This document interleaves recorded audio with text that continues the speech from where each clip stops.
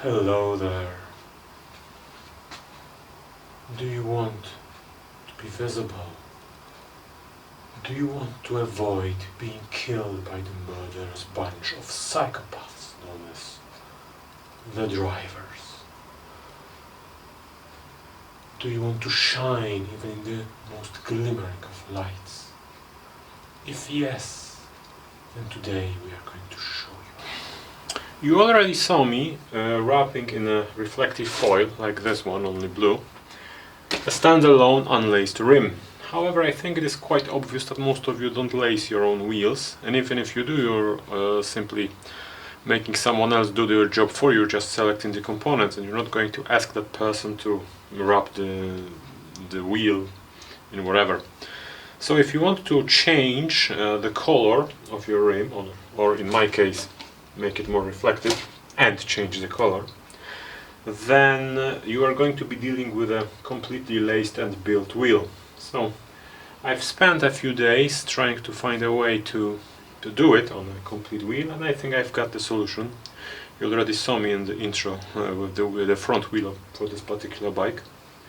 And today I'm going to guide you through the process, which I think is quite straightforward, but not as easy as it is with a standalone rim. So let's get started. So before we're going to start doing anything, three things need to be done. First of all, you need to clean the rim of any dirt, any oils, anything. Use some sort of a degreaser. It has to be clean because you're going to be gluing stuff on it, and glue needs a clean, well, unspoiled, non-fat surface. Now we need to take two very key measurements before we're going to start doing anything.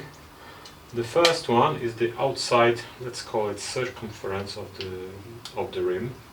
Essentially all the visible part of the rim when the tire is on, and in this particular case it's approximately 57 millimeters. Just hook the tape and go around it and take it here, about 55-57 millimeters. And you need to take the measurements of the distance between two spoke holes. In this particular case it's approximately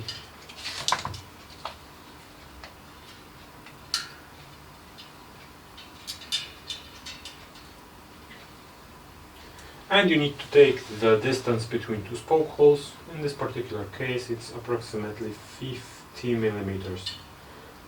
Okay, let's make it 50 millimeters. You have to be very precise because you're going to be applying something that stretches, but those are two key the dimensions you need to know in order to make all the little leaves or patches you're going to be applying to the rim. Alright, so now let me show you what you need to do. Welcome to the Scribbletech segment. What we're going to be doing, assume this is the inside of the rim. This is a spoke hole, this is a spoke hole.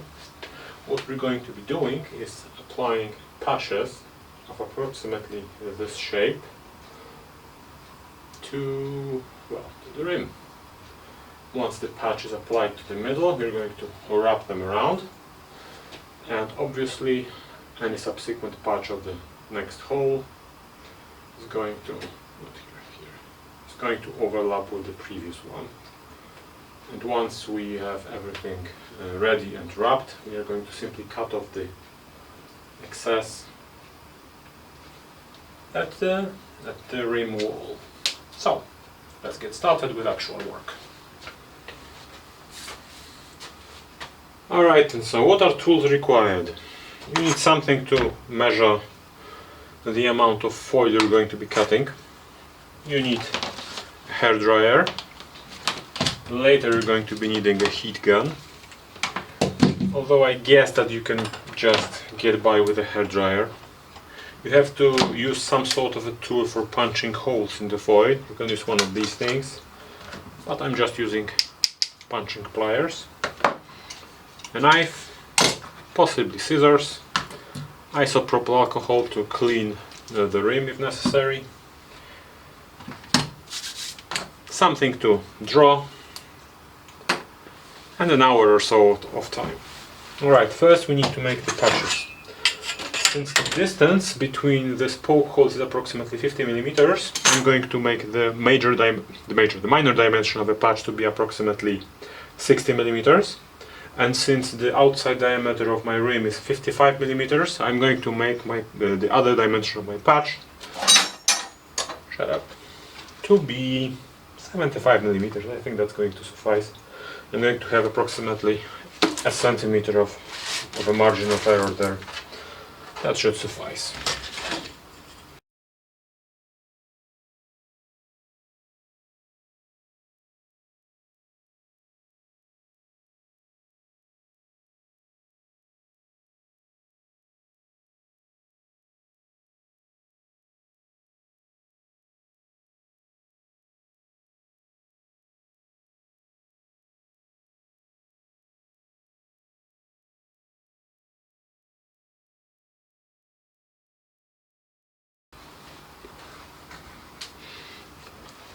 Alright, so I've got 36 rectangular patches.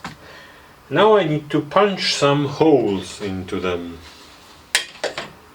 I'm going to be using the punching pliers. All you need to do is find a middle, or be somewhere in the middle. If you are severely autistic like I am, you can use a ruler for this. But I'm sure that once I'm off camera, I'm just going to start punching in random places.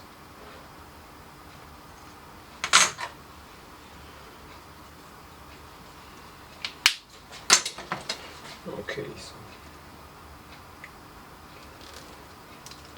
1, 2.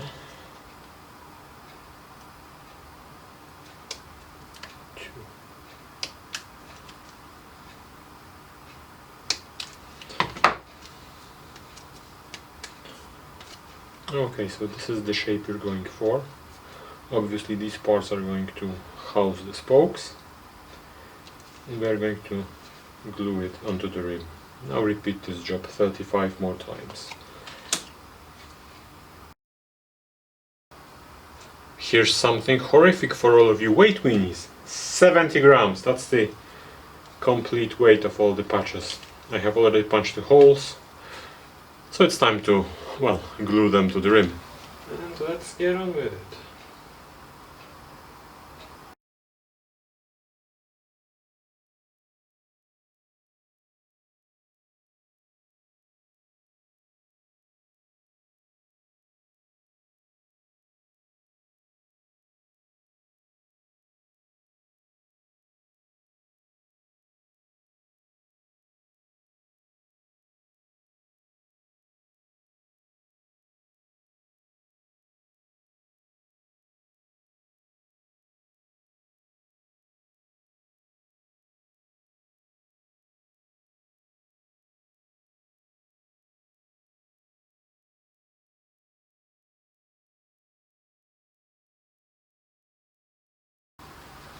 I've wrapped one side preliminarily.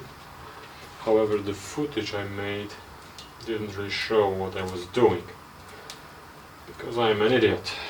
So I hope from this vantage point you're going to see more than in that video. Of course, starting with a hairdryer, and then we're going to finish it with a heat gun.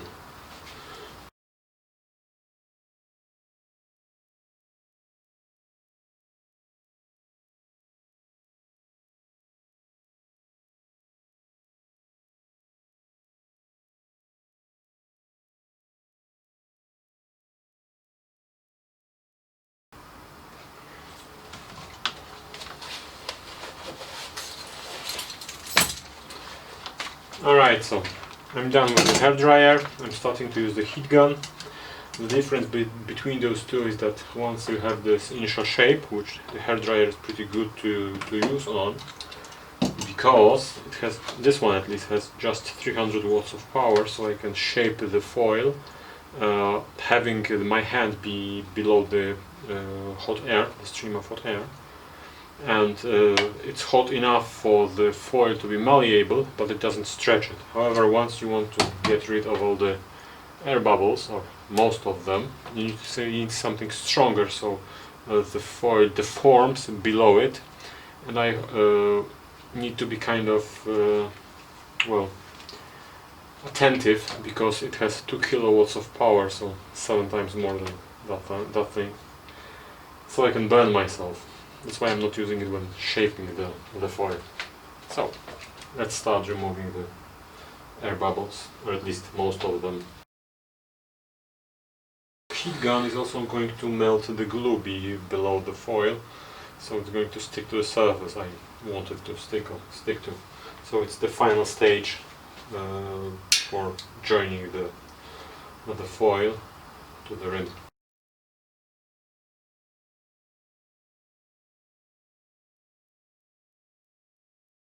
You can see, I hope at least, how sloppy of a job I did when forming this, because there's a pocket of air on the edge of the profile of a rim, and I can't remove it.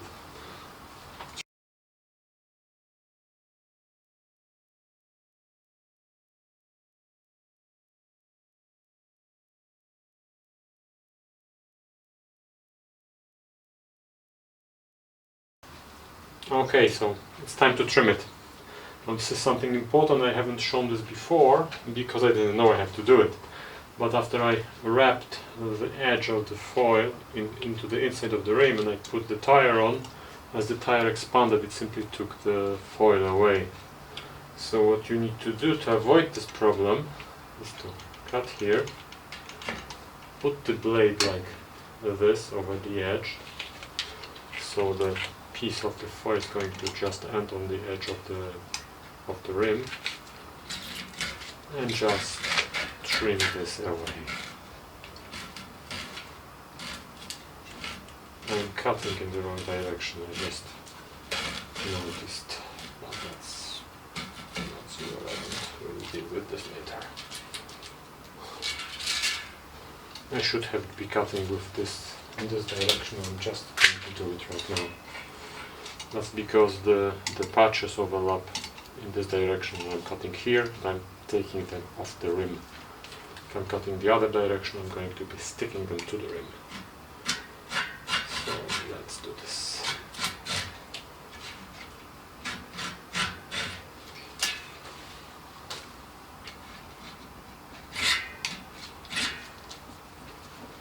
Okay, now the other side.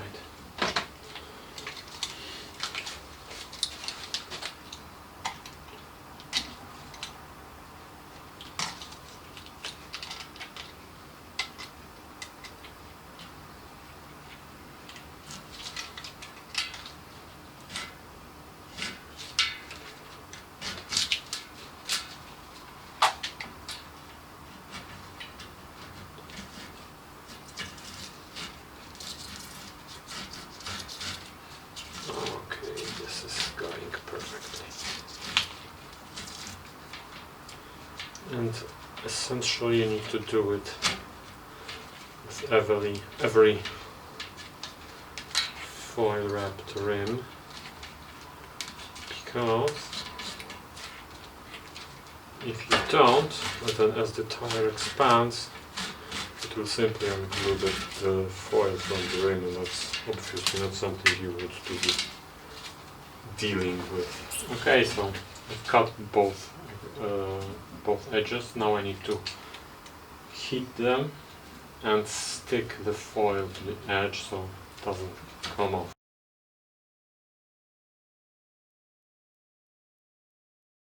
You know what, I think I'm done here. It's not going to look any better because I'm grossly incompetent in doing DIY stuff properly.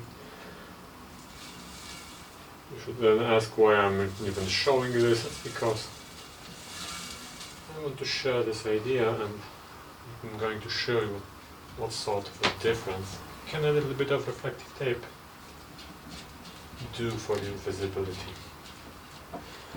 Okay, probably should leave it for 24 hours, but I'm going to work tomorrow, not today, tomorrow. So I need to have a commuter in a perfect working order. to achieve this noble cause. Alright then, so you should now ask a question, was it really worth it? Because that's quite a lot of effort and doesn't really look all that well. You see, this is my bike from approximately 20 meters, lit by nothing in particular. You can see that it's there. Now look what happens if I light it with my Gazeron bike light, which is approximately 200 lumens. It lights up like a Christmas tree. Now that's not the important part, because I'm going to show you something even more interesting. Because if we go to the vantage point, that's similar to what an average driver is going to see. Alright, so this is the maximum amount of light my Gazeron shows, and you can see that I am perfectly visible. And if we show the minimum amount of light, I'm still perfectly visible. If we show nothing, you see nothing. I have set the exposition, I think that's the parameter, on the camera to be lower than normal, so it doesn't try to compensate for the darkness. You can see my bicycle perfectly, and this is precisely the effect I want. I want to be seen because, well, I prefer to be seen than to be not seen. After all, I'm dealing with psychos in little confined spaces, trying to get from one place to the other with minimum effort. So you can see that I'm kind of worried for my life. Anyhow, I'm going to be posted on you because I'm still trying or learning to properly foil wrap. I can't say that I'm good at it, obviously. This is the maximum. So, share, like and subscribe. Oh, and I open an Instagram account and I'm posting something completely nonsensical there, but still cycling related. So, subscribe there as well.